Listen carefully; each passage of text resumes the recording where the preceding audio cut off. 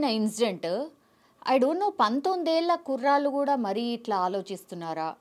ఇంత internet and technology field ఇంతగానం వచ్చిన ఈ టైంలో కూడా ఒక 19 ఇయర్స్ బీటెక్ విద్యార్థి, ఆయన పేరు వచ్చి ప్రభు.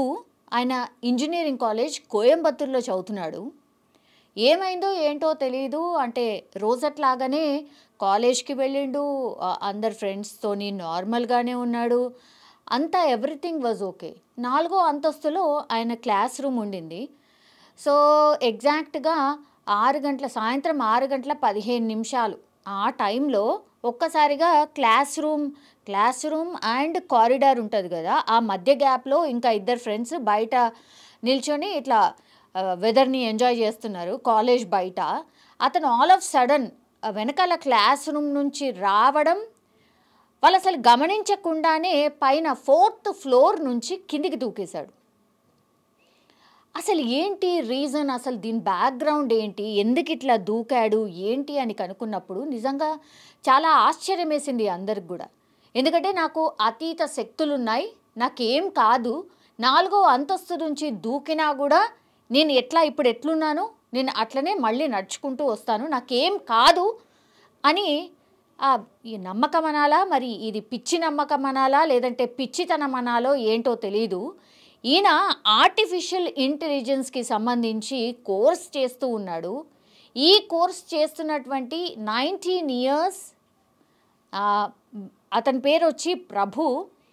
ఇట్లా నాకు అతీత శక్తులు ఉన్నాయి, నాకేం కాదు అంటూ బిల్డింగ్ పై నుంచి దూకేసరికి అసలు అందరూ షాక్ అనమాట. 19 ఇయర్స్, వెరీ టీనేజ్ కదా, ఆ టీనేజ్ పిల్లడు ఇంత ఎట్లా ఆలోచించగలుగుతున్నాడు అనేది అందరూ ఆశ్చర్యపోయిన సిచ్యువేషన్ కనిపిస్తున్నాయి. నాకు అతీత శక్తులు ఉన్నాయి అని కాలేజ్లో విద్యార్థులందరికీ చెప్పడం.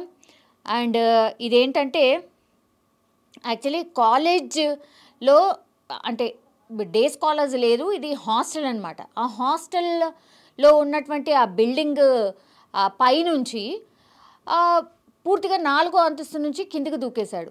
దూకగానే మనకు తెలుసు కదా, 4వ అంతస్తు నుంచి కిందికి దూకిన తర్వాత ఇంకేమవుతుంది, కాళ్ళు చేతులు అండ్ తల ఇవి అన్నిటికీ కూడా గాయాలవడం, హుటాహుట్న ఆయనని హాస్పిటల్కి కూడా తీసుకెళ్ళడం జరిగింది. ఆయన ఇప్పుడు సీరియస్ కండిషన్లో ఉన్నారు.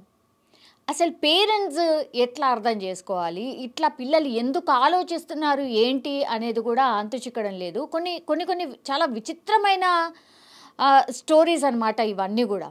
అయితే 19 ఇయర్స్ పిల్లగాడు ఇట్లా పైనుంచి దూకేసరికి ఇంకా తోటి విద్యార్థులు అయితే ఒక షాక్లోనే ఉండిపోయారు. అంటే ఆయన మాట తీరు కావచ్చు, ఆయన ఉండే విధానం కావచ్చు కూడా చాలామంది అక్కడ ఉన్నటువంటి వాళ్ళు అండ్ కాలేజ్ యాజమాన్యానికి కొన్ని అక్కడ ఫిర్యాదులు కూడా అందాయట. మరి ఆయన ఇట్లా మాట్లాడుతున్నాడు, ఇట్లా అంటూ ఉన్నాడు అని. కానీ ఎవరు ఊహించలేదు ఇట్లా బిల్డింగ్ పై నుంచి దూకేస్తాడని. ఇది షాకింగ్ ఇన్సిడెంట్ నిజంగానే.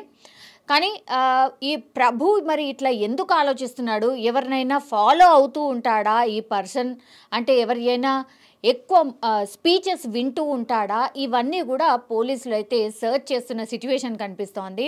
ఎందుకంటే ఇన్ఫ్లుయెన్స్ చేసే వాళ్ళు వీడియోస్, ఎవరైతే ఇన్ఫ్లుయెన్స్ చేసే వీడియోస్ ఉంటాయో అవన్నీ చూసినప్పుడే ఇట్లాంటివి అంటే చాలా తొందరగా అట్రాక్ట్ అయ్యే అవకాశం ఉంటుంది. కాబట్టి ఇప్పుడు 19 ఏళ్ల కోయంబత్తూరుకు చెందినటువంటి 19 ఏళ్ల ఈ ప్రభు అనే పర్సన్ కూడా ఇలాగే అట్రాక్ట్ అయ్యి అవన్నీ స్పీచెస్ విని ఇలా చేసి ఉండొచ్చు. మరి ఆయన మొబైల్ని స్వాధీనం చేసుకున్నారు అండ్ ఎవరితోని ఎక్కువ ఇంటరాక్ట్ అయ్యేవాడు అండ్ వాళ్ళ పేరెంట్స్ను కూడా పిలిపించి మాట్లాడే ప్రయత్నం చేస్తూ ఉన్నారు. ఇవన్నీ అయితే సైమల్టేనియస్లీ జరుగుతున్నాయి. కానీ ఎవరైతే ఈ ప్రభు ఉన్నాడో, ఎక్కువ ఎవరి స్పీచెస్ వినేవాడు, ఎవరి వీడియోస్ ఎక్కువ చూసేవాడు, మరి ఇలాంటి పిచ్చి నమ్మకాలు ఈ రోజుల్లో ఇట్లాంటి పర్సన్స్ ఇంకా ఉన్నారా అని ఆశ్చర్యం వేస్తుంది. కానీ ఈ ఇన్సిడెంట్ చూసిన తర్వాత మాత్రం ఇంకా కూడా ఇట్లాంటి మూఢనమ్మకాలు ఇంకా సమాజంలో ఉన్నాయి అనేసి ఈ ఇన్సిడెంట్ తర్వాత మాత్రం అర్థమవుతోంది. ఇప్పుడైతే ప్రభు చాలా సీరియస్ కండిషన్లో ఉన్నాడు అండ్ పోలీసులు అయితే కేసు కూడా నమోదు చేయడం జరిగింది.